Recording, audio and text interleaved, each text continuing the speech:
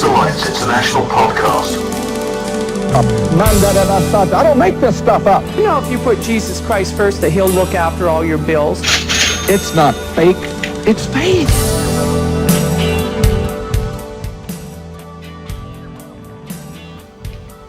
Hello, and welcome to the latest episode of the Atheist Alliance International podcast. I'm your host, Jason Sylvester, aka Diogenes the Mayberry.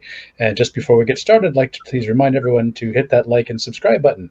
And today we're joined by Ben and Zach. They're two volunteers with the Atheist Support Network, and they're here to talk to us about the work that they do and the podcast that they're working on that's coming up lately. So Ben, Zach, thank you for joining us.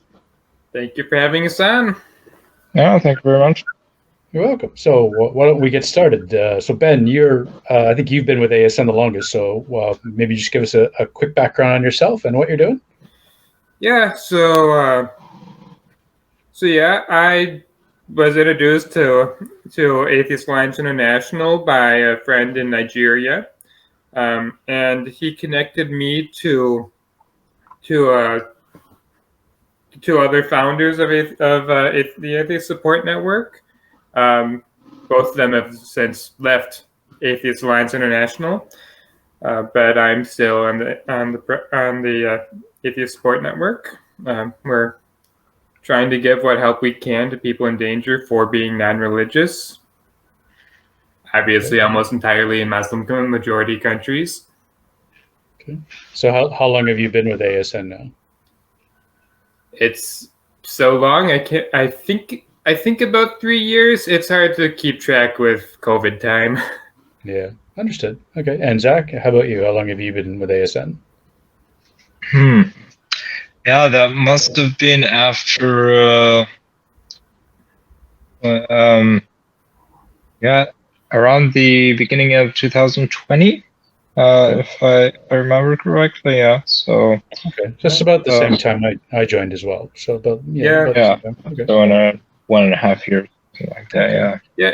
As I recall, Zach, I reached out to you shortly after we started.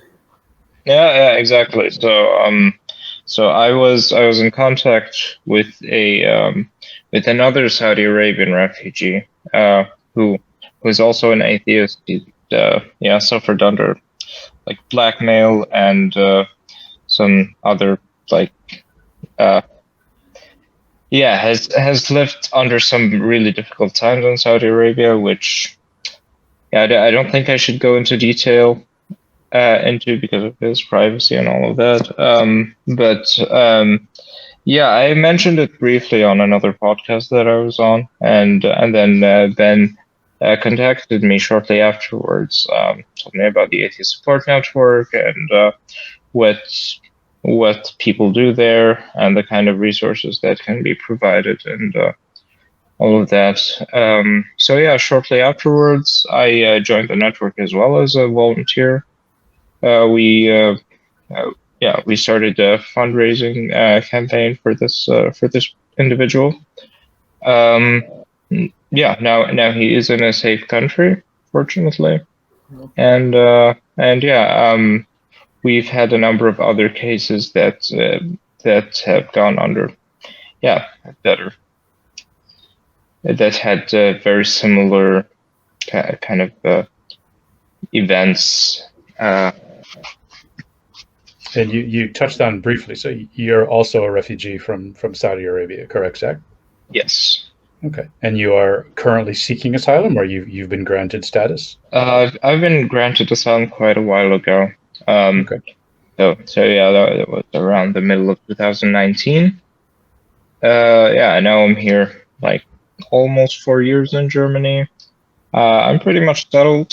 I have my life. I have my residency. I'm safe, and I want to do what I can to help those who aren't so fortunate. And so it was that experience that brought you to ASN to I mean, as I come from a background of privilege when it comes to that. As a man from a relatively well-off family that's able to travel around, like a Saudi passport is not it's more easy to travel with than say a Pakistani passport or a lot of other kinds of if you come from many different like other Islamic countries, then traveling becomes a lot harder. Not to mention all the women that don't get this opportunity. Members of the LGBT community, religious minorities that might be suffering under travel bans, and yes, especially people who are active in those communities. I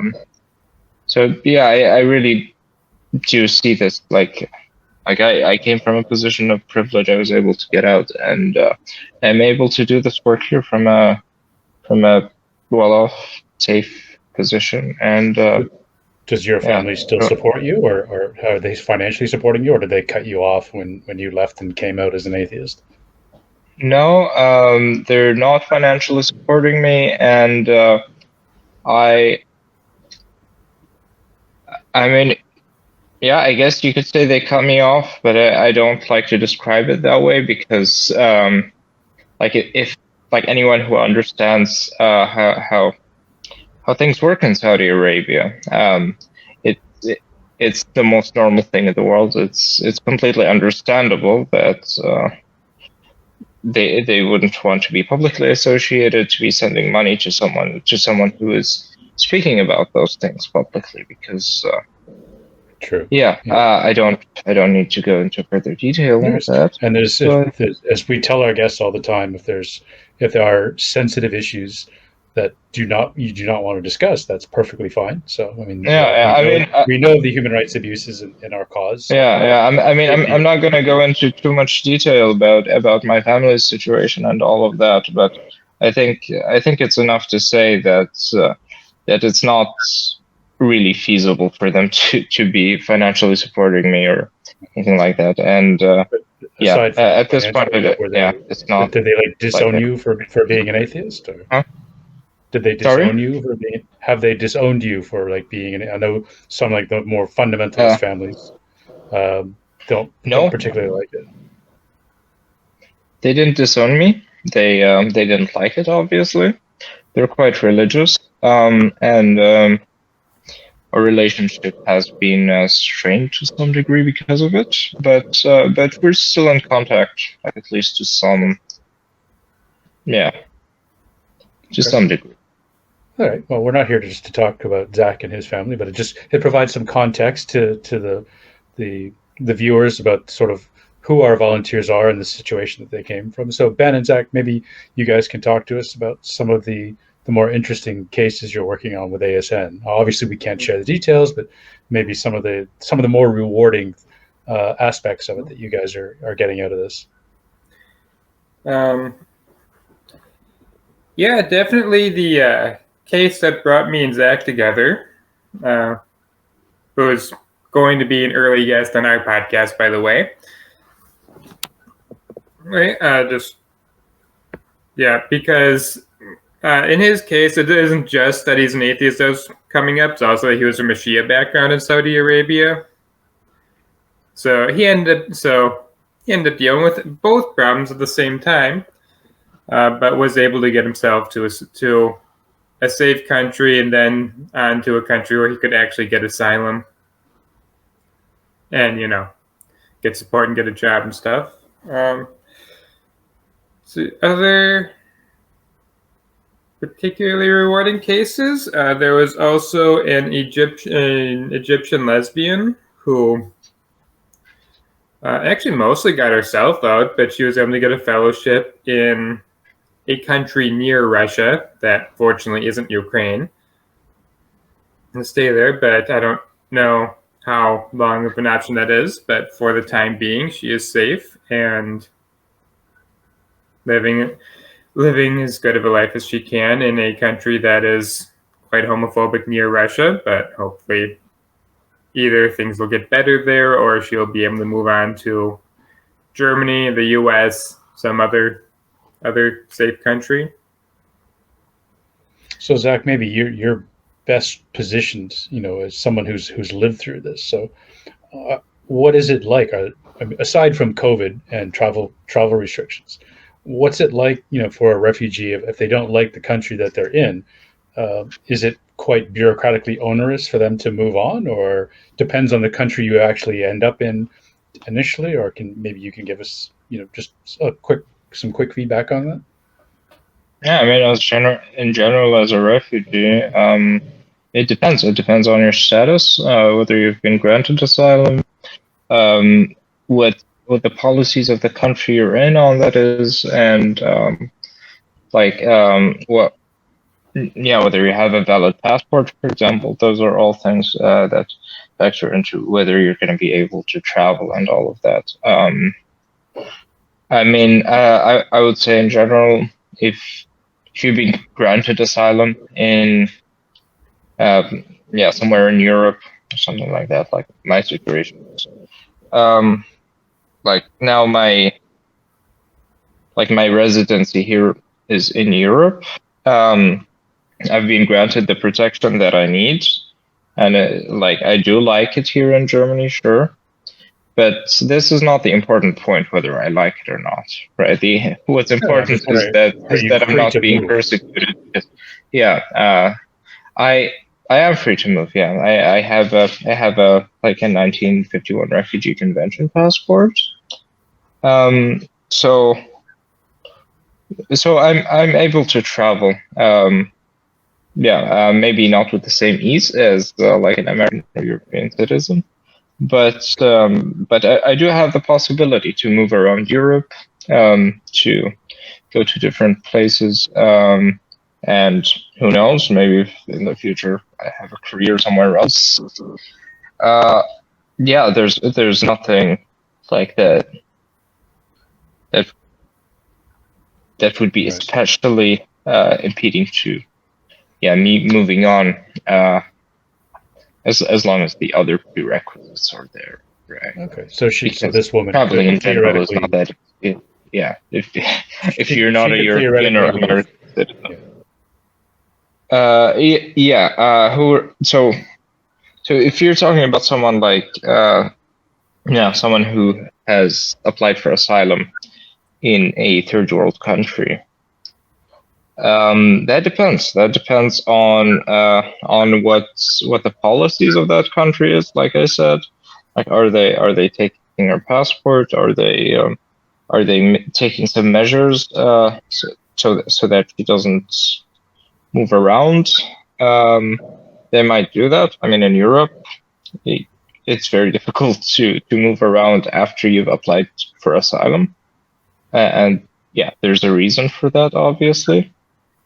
But I mean, it does get especially difficult in some countries where applying for asylum is especially difficult, and it would be very difficult to also get out of the country while you have a pending application. Right. A lot of people do find themselves like stuck in countries like Turkey, Georgia, South Korea, those those are kind of middle way countries that some refugees have to stay in for a while, where most of the time they're not granted asylum, and it is generally not that easy to move to another country afterwards. But we try to do what we can, and and what would really help for a lot of a lot of people from those countries would be if any Canadians who are watching would be interested in sponsoring them. A group of 5 Canadian citizens can sponsor a UN registered refugee for resettlement, and we have several of those who we've been trying to help who are in kind of middle way countries. And several of those middle way countries are Muslim majority countries where our clients still need to be very secretive and are still in a lot of danger. So is that something unique to Canada, that 5 citizens can sponsor a refugee? Yes, unique in the world, and I really wish the U.S. had that system. The person who got me interested in helping ex-Muslim refugees, I've been friends for 6 years now, and he's still in Egypt. In his case, he'd been in Syria, had gotten arrested by both the government and a jihadi group, and had been studying to be an engineer while being bombed. I was able to flee to Egypt and is still there. And so this is for people who've already filed asylum in another country, can then be sponsored by 5 Canadians to come to Canada. Yes.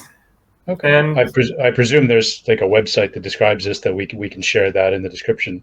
I presume with how all that works. So we can talk about that offline, and then I'll put that in the description for people.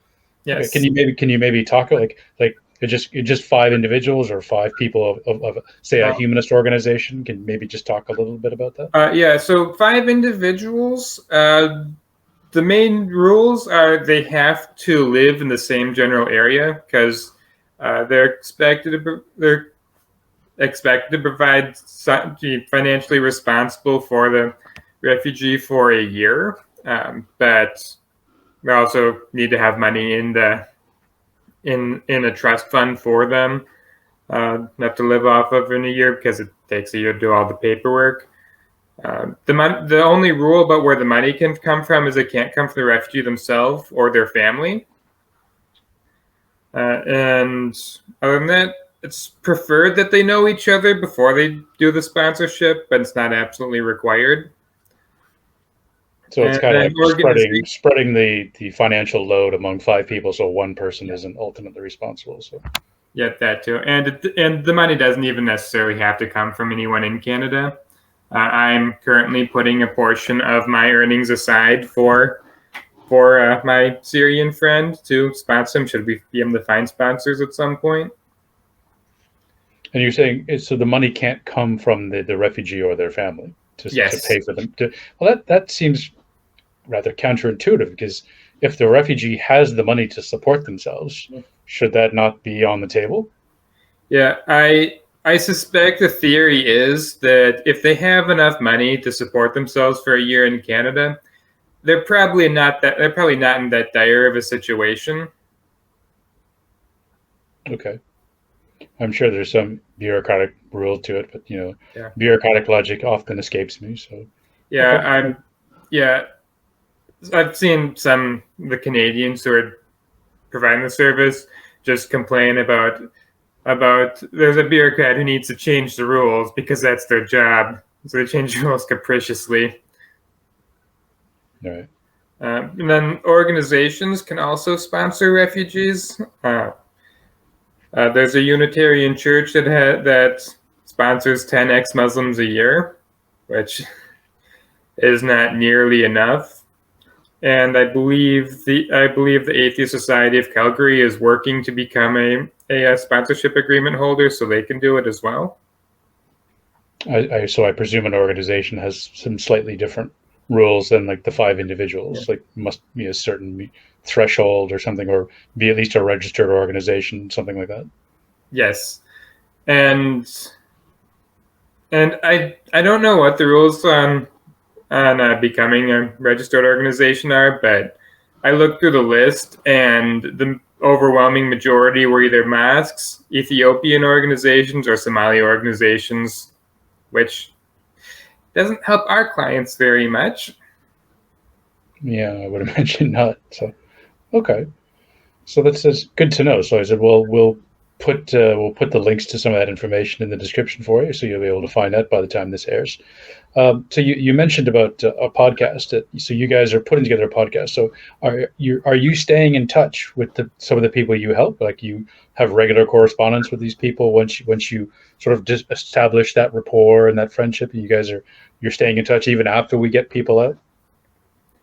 Yeah, absolutely. Yeah. I mean, yeah. With this podcast,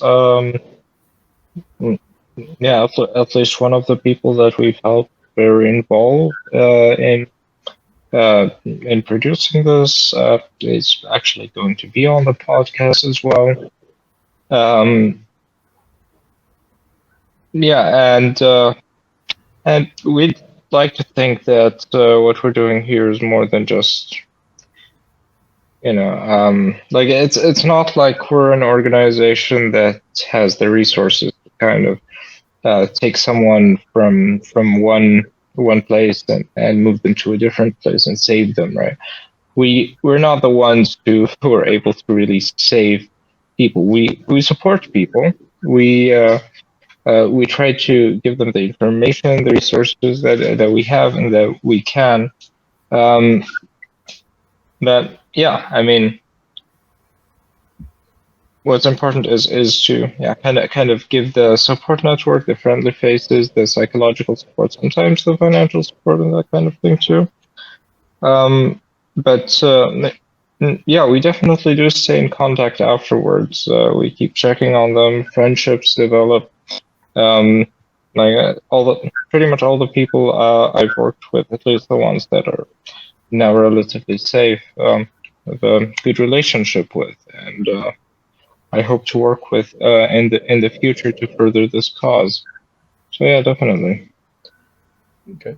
So on your podcast, so we just before we got started, you guys were mentioning you've recorded some, but you haven't released them yet. So maybe just introduce your podcast, what it's called, when it's going to come out, what the topic is. So, the platform for you guys, you can share about what you guys are doing. So just tell us a little bit about what you're doing.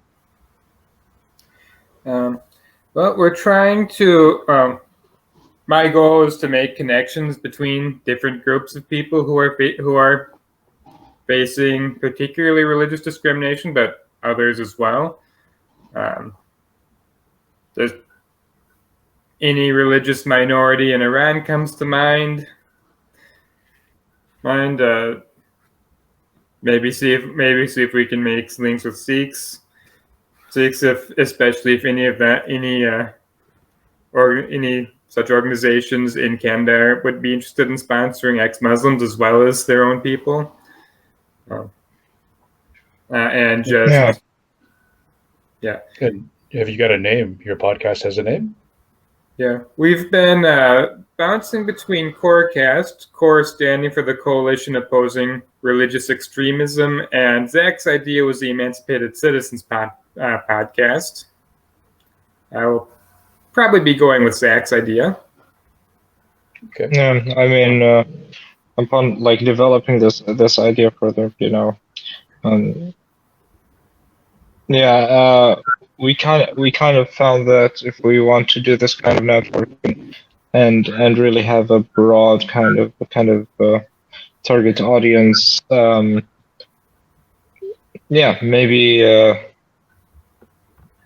have a branding.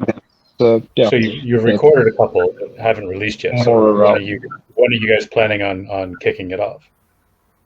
Yeah, so we're planning on starting to release it like after we've recorded like a number of episodes. So far we've only recorded one, and on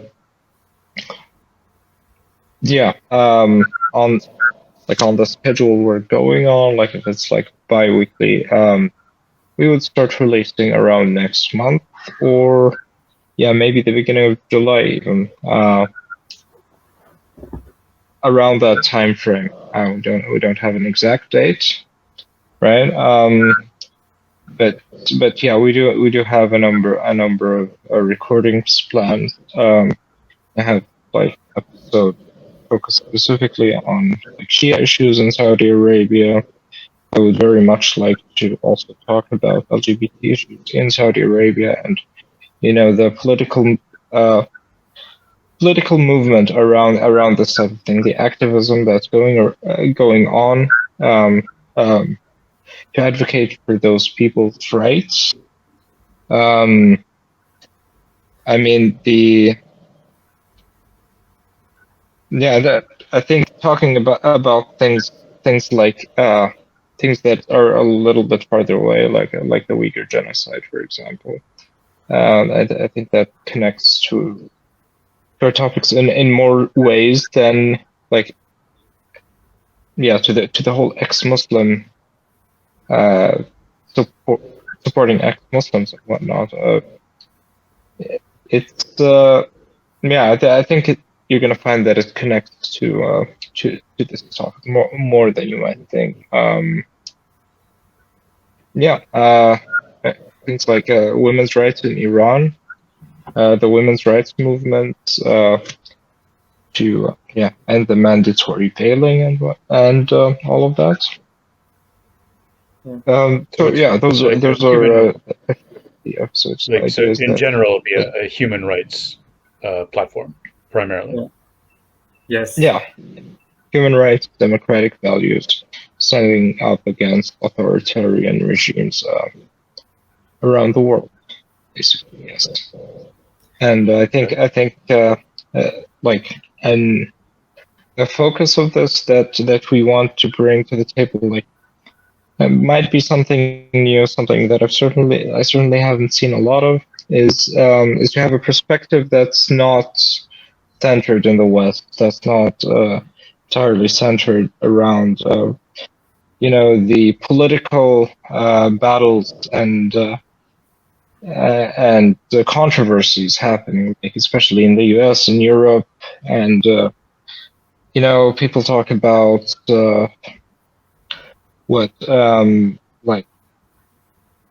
transgender people and bathrooms and woke culture and those are all things that are very very much in the public discussion over here, but and there's definitely a place for all of those discussions, definitely. But it would be nice to have a place where we focus on the specific political struggles, for example, of the LGBT community in Saudi Arabia. Not like right now, not to say get married or adopt children, or just let's just not have them killed anymore, right? So I imagine each kind one of of you has a personal sort of stake in this. So would the LGBT rights in Saudi be yours, Zach, or is there another a very specific topic that you want to go after in this podcast, or is that one of your main focuses? I mean, I would like that to be one of the focuses, right? But I think in general, we want to talk about politics in a way that that is kind of centered within the political environments of the issues that we're talking about. And Ben, do you have a particular area that interests you, a topic that you're really looking at sinking your teeth into? Not one particular, quite a few. I've lived in Africa, and there's some issues there I'd like to address, although in other ways, the parallels between Africa and the US are a lot deeper than you'd initially expect, especially when it comes to religion. And my ancestry is Eastern European, and I would also like to address the echoes of communism showing up in ex-communist countries. I mean, China and North Korea are the most egregious examples, and well beyond the Uyghur genocide, just everything the normal citizens have to deal with gets completely outrageous. So on the links to Africa, are you referring things like the evangelical Americans who are supporting evangelical churches in Africa and the havoc that's causing in some communities? Yeah, that's a big part of it, and just how LGBT issues are where it comes up the most, and conversely, how it is very much imposed from the outside.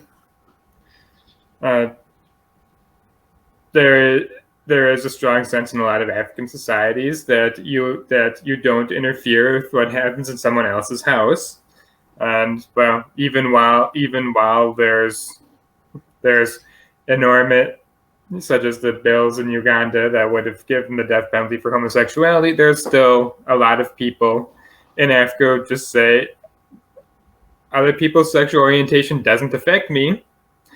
It shouldn't be something that other people are interfering with, and yet we still have these laws passing, and you just don't hear that perspective portrayed in Western media. And then just how both Western evangelicals and extremist Muslims are reaching their tentacles all over Africa and stirring up conflict that didn't exist before. Okay. Yeah, it sounds like an interesting podcast and an interesting take and bringing perspectives that, as you said, isn't necessarily covered by the media. So, okay. All right. So there's we can't put a link in the description yet because it's not live, but maybe once you guys do go live, we can always come back to this podcast and we can put it in the description. So people watching down the road, they'll be able to find your podcast. So do let us know, and I'll definitely pop that in and do an update once you guys are live. So. Okay. All right. So we're coming to the end of our time. Any parting thoughts that you guys would like to share? Any pearls of wisdom, or just something you'd like us to know?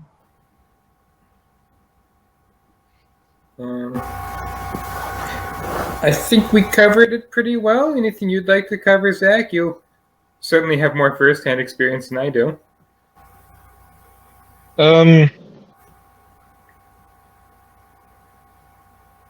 Yeah. I mean. I think if there's one thing I'd like if you're to take away from our work with this podcast is that that those values, democratic values, representation, and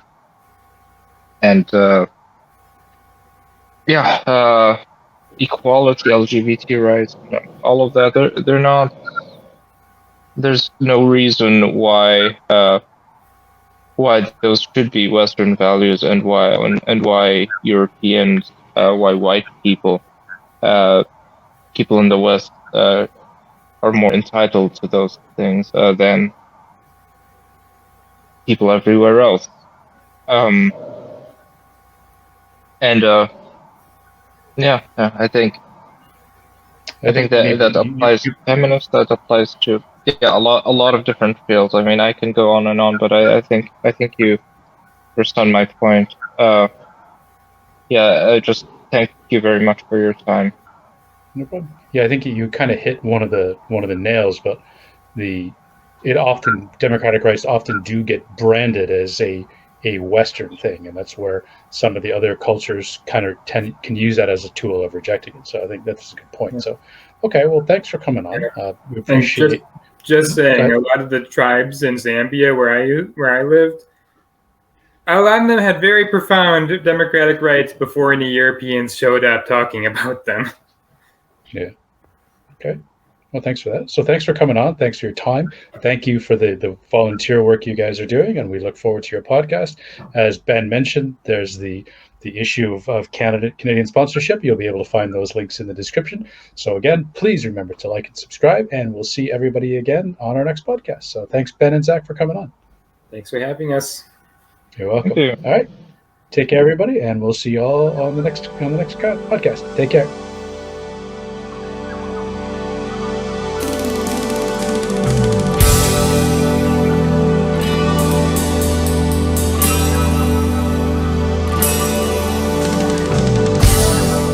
Okay, thanks for listening, and don't forget we're on YouTube, so follow us on YouTube. Just search for Atheist Alliance International, and please subscribe and hit that notification bell. We're also on all of your favourite podcast platforms, so make sure that you follow us on there as well. See you next time.